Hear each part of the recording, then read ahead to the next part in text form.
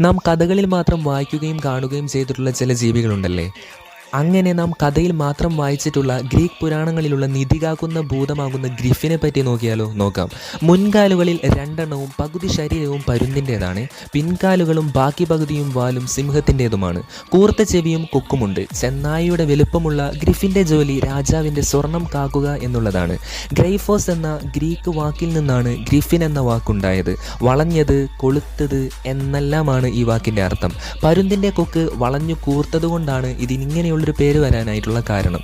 ഗ്രിഫിന് പേടിയുള്ള ഒരേ ഒരു കാര്യമേ ഉള്ളൂ, തീ. ചിറകുകൾ തീയിൽ കരിഞ്ഞു പോകുമോ എന്നുള്ളതാണ് അതിൻ്റെ പേടി. സ്വർണ്ണക്കൂട്ടിലാണത്രേ ഗ്രിഫിൻ മുട്ടയിടുക. ആരെയും ഉപദ്രവിക്കാത്ത പാവം ജീവികളാണ് ഗ്രിഫിനുകൾ. സൂര്യദേവനായ അപ്പോളോയുടെ രഥം വലിക്കുന്നത് കുതിരകളാണ്.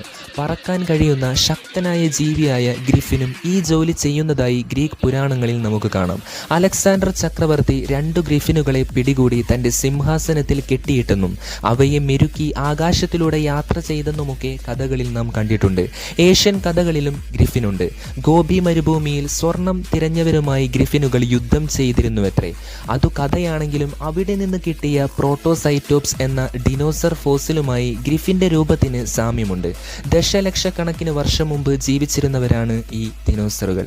ഏതായാലും ഗ്രിഫിനെ പറ്റി ഇഷ്ടപ്പെട്ടു എന്ന് വിചാരിക്കുന്നു. അടുത്തൊരു വീഡിയോയുമായി കണ്ടുമുട്ടുന്നതുവരെ താങ്ക് യു ഗൈസ്.